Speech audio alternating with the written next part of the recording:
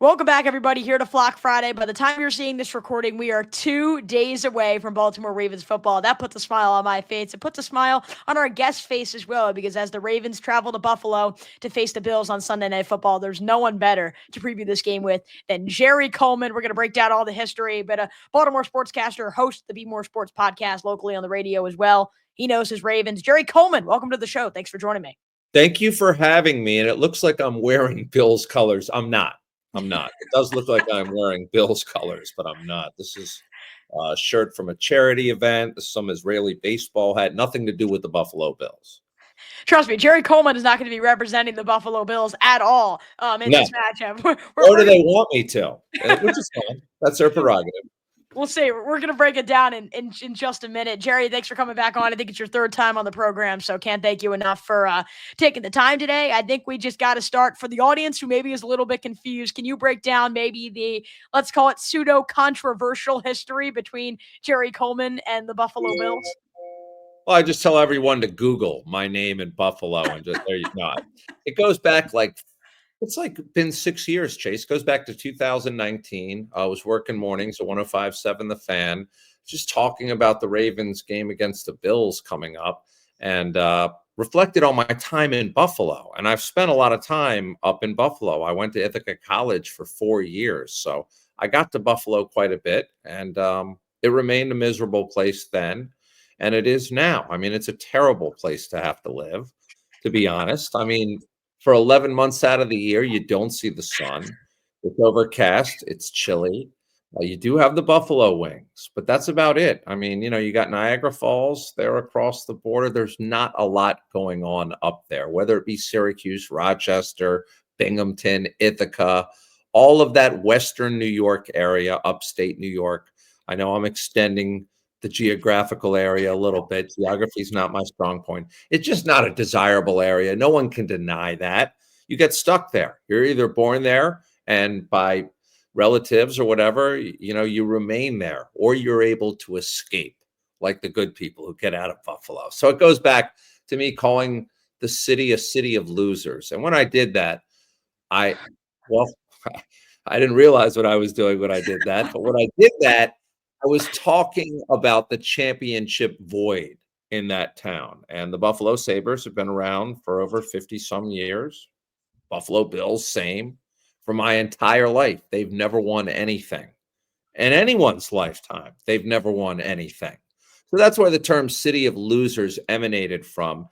And then last year, right before the Ravens went to Buffalo to play the Bills, back in January, actually, it wasn't even last year, it was January, Coach Harbaugh, I was asking him a question, and it's out on social media, and it was just about the Buffalo fans and quieting them down and whether or not he was going to go for it on fourth down. And then Jamison Hensley got involved from ESPN and mentioned, because he recalled, the Bills Mafia doesn't like Jerry, which led to Coach Harbaugh asking me a question about it. And if you watch this week's edition of the Be More Football podcast with myself and Mike Preston at Be More Sports Pod, you will see the whole press conference situation with Harbaugh and what transpired.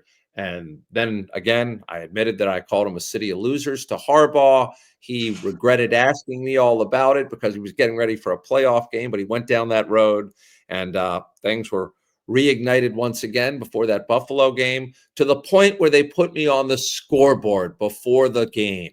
They used me as motivation for a playoff game in Buffalo. That is small market. That is Bush League mentality. They won the game not because of my picture being up on the scoreboard or my comments about the miserable city of Buffalo, New York, because Mark Andrews dropped the pass that would have sent it to overtime. And the Ravens turned the drive earlier. Yeah. And they turned the ball over 3 times. That's why they lost the game. Anyone who thinks different just doesn't follow football. Ravens have no problem, at least the higher ups. I mean, I've had Eric DeCosta and John Harbaugh both on record on the podcast saying, that loss wasn't on you. That was on us. So, I mean, but I've actually had fans, try to say, hey, quiet it down. Don't rile up Buffalo. That has nothing to do with the game. Who knew how much of an impact that fans could think a broadcaster could have?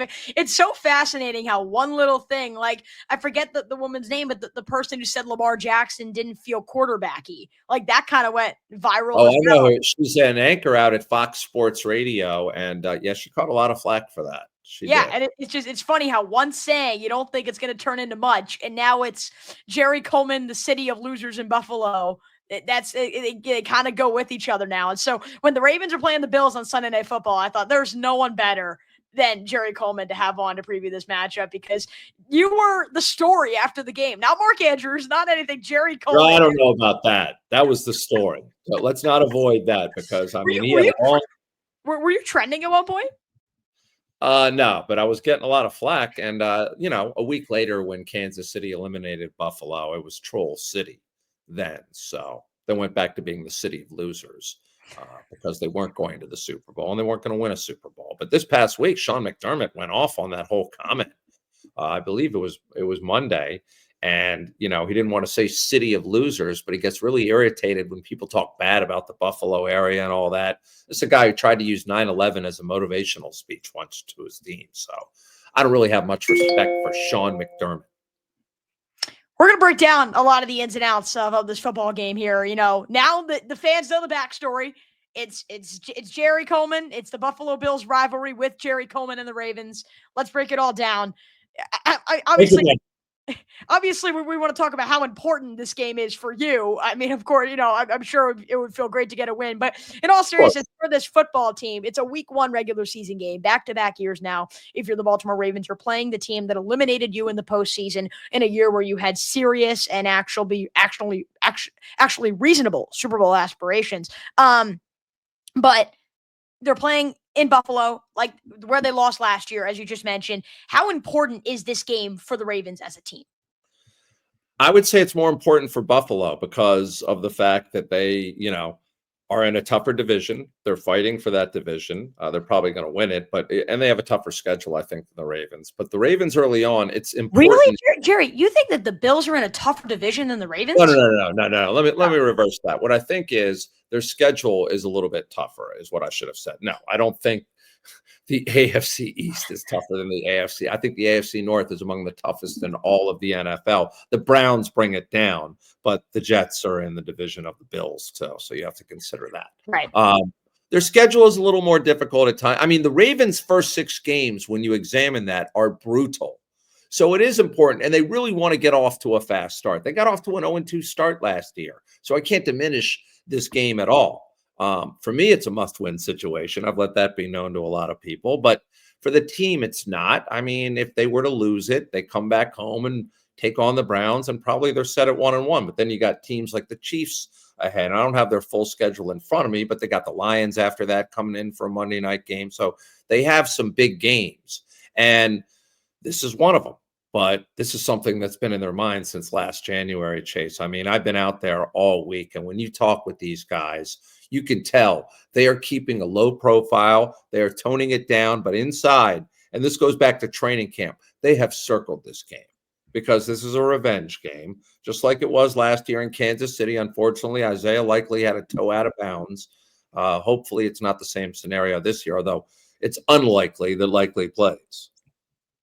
Yeah, we'll have to see that situation as well. The Ravens have been dealing with a few injuries during camp, nothing tremendous. The Bills have as well. So obviously injuries are something to monitor throughout this game. Teacher, here's my problem. Is the conversation on First Take, obviously it's the most popular show in sports, and the conversation with Stephen A. Smith and all those guys was, if getting a win in this game, who is it more important to? Is it more important to Josh Allen or Lamar Jackson? And everyone said Lamar Jackson because of the lack of postseason success, which made me circle back, and I had to think, yeah, this is a regular season game. So I feel like, yes, it is important. You want to get off to a hot start. I want to see them win for so many reasons, particularly so that the Bills fans can stop disrupting you and your life. But I think that this is feel like a lose-lose situation in terms of the Ravens' reputation, because you either go into Buffalo and you win, and people say, well, they don't do it in the playoffs, and it's the same conversation that happens in the offseason throughout the entire regular season, or you go in there and lose, And people say that you're not at that same level. So for me, the Ravens' reputation doesn't change for this game. Maybe the momentum changes, but I think the way that we think of Baltimore, I don't think that's going to change no matter what, and people need to accept that. Yes, and that will continue throughout the entire regular season. It's unfortunate, and the Ravens don't want to hear it, but I've said this. They can go 15-2, they can go 14-3, they can go 10-7, Chase, as long as they make the playoffs. No one will care what they accomplish in the regular season. All that matters is what happens in January. And you bring that up down at one winning drive, and you're going to get your head chewed off.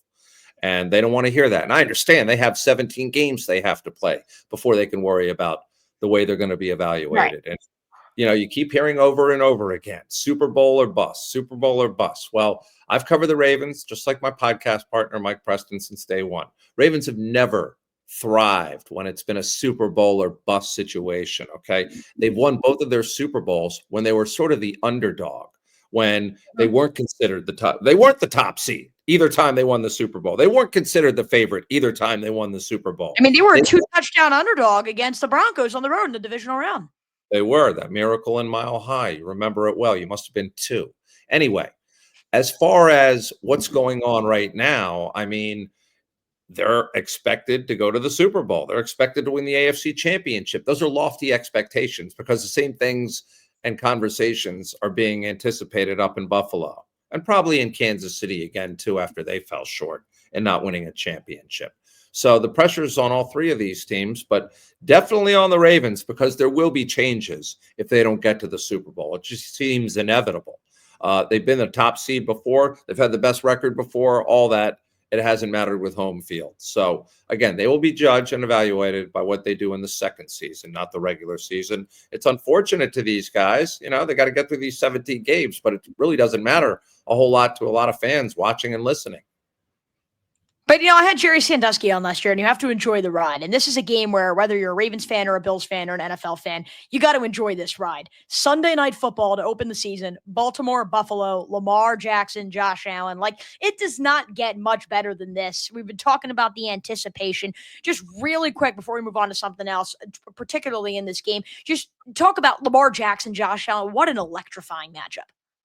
And that's why NBC chose this game, Chase. I mean, again, this is the most watched game of the week, Sunday Night Football, every week. Sunday night is the most viewed time of the week. And that's why they chose the Ravens and the Bills. I mean, the opener is always going to be the defending Super Bowl champions. We know that. Somehow Dallas slipped in. But as far as the Sunday night game goes, this is the premier matchup, really, of week 1.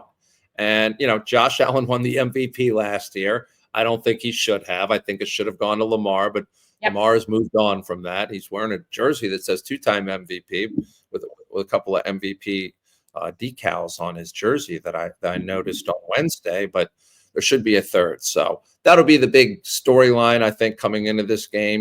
These two guys going up against each other. Also, Josh Allen has redone his contract. Lamar, being his own agent, hasn't gotten his done. And based on what he said on Wednesday, Chase, doesn't seem like he's focused on the contract during the regular season, nor should he be. He should be focused on getting that Lombardi trophy he's been promising ever since he was drafted. Yeah, and I mean, he's such an all-world talent. He'll go down as an all-time great. Again, a 3-time first-team All-Pro. Tom Brady was a 3-time first-team All-Pro. So the stuff that Lamar Jackson has done in the regular season is historic. Now it's about doing it in the postseason, but it's about the journey and the preparation that's going to allow Baltimore to get there, starting with this Week 1 game here against the Buffalo Bills. What's kind of one key matchup situationally that you think is going to decide this game? Oh, man. I don't know of a situational matchup. I would just point to Tyler Loop, the kicker. I think this is coming down to a possession game, last possession game, could come down to a field goal. And this will be the pressure situation everyone's been wondering about ever since they parted ways with Justin Tucker. We've seen him do it from unbelievable yardage in the exhibition season and in training camp. I saw close to 70 yards in training camp, 60-some yards in the preseason. Now it really matters because there's going to be tremendous pressure.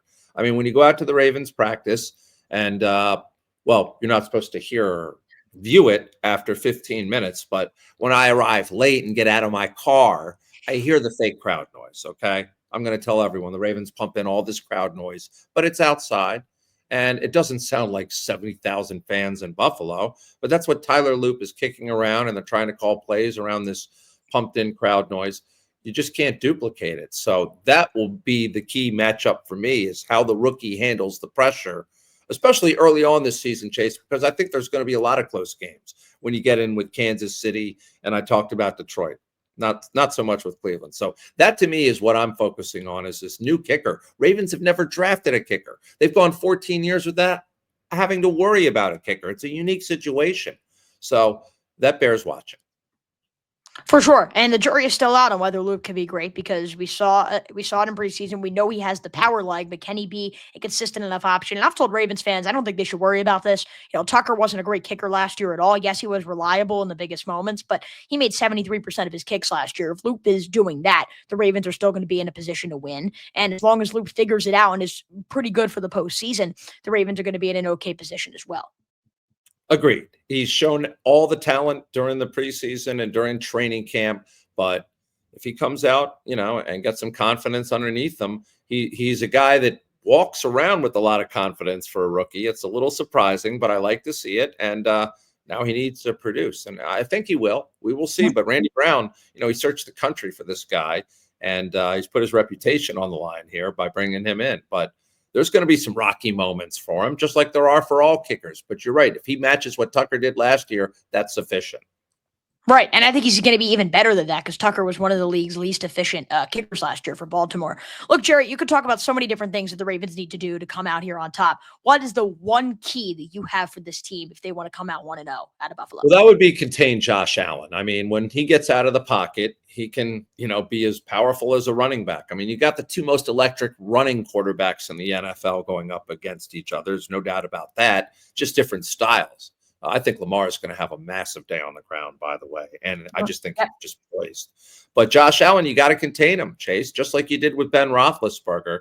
And that means keeping him, if you can, inside the pocket. And if he gets loose, make sure there's a couple of guys, spying him, pursuing him. That's why they have guys like Kyle Hamilton and Roquan Smith roaming around out there, the spine of their defense. And that's something they look to tighten up. They drafted Malachi Starks. They brought in, they have Nate Wiggins. They bring in Jair Alexander. We know about Marlon Humphrey and some of the other guys back there, including Hamilton, who got the richest contract for a safety. And they feel like that's one of the strengths and something they needed to improve upon, because they were the worst in the NFL against the pass. I also think for sure that with this Baltimore team, obviously you can't turn the ball over again. I mean, that was the biggest problem last year. You can't make the unforced errors, the 3 turnovers that were very much on Baltimore, and I think less about a schematic excellence from Buffalo. And then you have the 2 drops, obviously, from Andrews during the game. Not a lot of people talk about before Lamar's fumble where the snap was high. Andrews dropped the football on the play before. So you can't make the unforced errors like that cost them last year. But to me, everyone's going into this game, and it's Lamar, Josh, Jackson, Allen, MVP, all this stuff. This should not be Lamar Jackson's game. Unlike most quarterbacks, and this I don't think should take away from his MVP case, but unlike most quarterbacks, Lamar has the luxury of having Derrick Henry alongside him. He in himself is such a dominant force. People fear him. Defenses fear him, and he could be the sole creator of offense. Now, when you have Lamar Jackson, there's a whole other added element to that. But that's how the that's how the Ravens dominated the Bills in the regular season last year. They ran all over them, and they still can't stop. They went away from it in the playoffs, unfortunately. And as always, they go away from it in the playoffs, and they lost their identity. This should not be Lamar's game. This should be Derrick Henry's game. This should be Justice Hill's game. This should be Keaton Mitchell's game if it has to be. Maybe Lamar's game on the ground. I think he's going to have a big day running-wise as well. Make this a game dominated on the ground, because you can if you go quarterback versus quarterback, that's a coin toss. Josh Allen, Lamar Jackson, whoever you think is better, the one guy's right below him. So it's a coin toss if you make this a quarterback game. But the Ravens have the better overall team, and they need to capitalize on that. And so dominate on the ground and just allow Lamar to make just enough plays necessary to win the football game. Josh is going to have to do more, allow him to make more mistakes, allow the Ravens to have more freedom offensively. Run the football. Give 25 carries to Derrick Henry if you have to, and see what happens. Because to me, that is how Baltimore wins this game. It's not Lamar versus Josh. It's Ravens versus Bills, and that needs to be recognized. Yeah, I think you'll see that. And I think Derrick Henry will be the center part of the offense and get those 25 carries that he didn't get last January in that playoff game, which a lot of people remain upset about, and rightfully so. The Ravens panicked. and they fell behind and thought they had to abandon the run. There's no reason they need to do that on Sunday night. They're the superior running team. The offensive line, well, had its moments last year, despite all the rushing yards they accumulated. So I think that is their bread and butter. And I do think, especially early in the season, when you haven't really played at game speed, you can always count on the run. And Yeah. that's what the Ravens do so well. And they even have Keaton Mitchell back there if they need him. They really have 4 running backs, but I don't think Ali's going to play. So, it's going to be the top 2 in obviously Derrick Henry and Justice Hill, and maybe a small dose of Keaton Mitchell in there too, perhaps, but certainly Lamar Jackson. Yeah, Lamar had a big day on the ground against Kansas City. I think we see that again. You mentioned relying on the ground. That's something Baltimore did last year against the Chiefs. They got far down the field, just barely lost in the final moments. Jerry Coleman, this has been awesome. Prediction, Ravens-Bills. Who you got this Sunday? Well, I think it's going to be a close game, but the Ravens prevail. I'll just say 23-20. Jerry, you're not going to like me. My gut has been telling me it's been Buffalo's game to lose, and I really do think it is. I think the Bills win this game, and I think there are a lot of Ravens fans who think, like, look, this isn't the postseason. The Ravens are the superior team, and trust me, as a Ravens fan and analyst, I would love for this team to win this football game, but I just don't see it, and I think that part of the reason why I picked the Ravens to beat Kansas City last year is Kansas City was the hunted. They weren't hunting. It felt like they weren't the searchers. They weren't the ones hunting, searching for that next goal. They had already won back-to-back titles, right? They were already at the top of the mountain. Yeah. But the Bills, while they beat the Ravens last year, means a lot to them too. This is a game where they could make a possible tremendous statement on the opening game and an opportunity for them. They have that chip on their shoulder. They are the ones hunting. They're looking for that Super Bowl title. And so when you add in all those elements, the game is in Buffalo, and I think the Ravens will be a little bit sloppy, I feel like they always are in high-pressure situations on opening night. Look, I think it's going to be a tight game. I got the Bills by 1 score, and I think that it's going to be a very, very good game. I also do want to bring this up because Valerie Preactor of 98 Rock WBAL Radio came on the show a few weeks ago to talk about this. Ravens fans need to be realistic with themselves. Given the fact that the Bills are in the AFC East, I think it's very likely that the Bills finish with a better regular season record than Baltimore. I think Kansas City will finish with a better regular season record than Baltimore. You play already in the regular season, play Buffalo and Kansas City on the road. If you beat them then you have to expect your team probably twice to beat the Bills and Chiefs on the road. Again, twice. So if the Ravens lose this game, it's not an indicator that it can't lead to postseason success. I don't want this game to be what fans use to measure whether this team could do it in the postseason. But I think this team will have no impact on the postseason, in my opinion. Last year, as you mentioned, the Ravens ran all over the Bills. Then comes the postseason. So, and I thought the Ravens were the better team in both games. And because of the turnovers, they didn't win the playoff game. I don't think let's be honest. The Ravens are a better team than the Bills. They are a better football team. Whether they execute with that talent is the next conversation. But they are a better football team on all phases. Well, that's why we'll find out Sunday night. One of us will be right.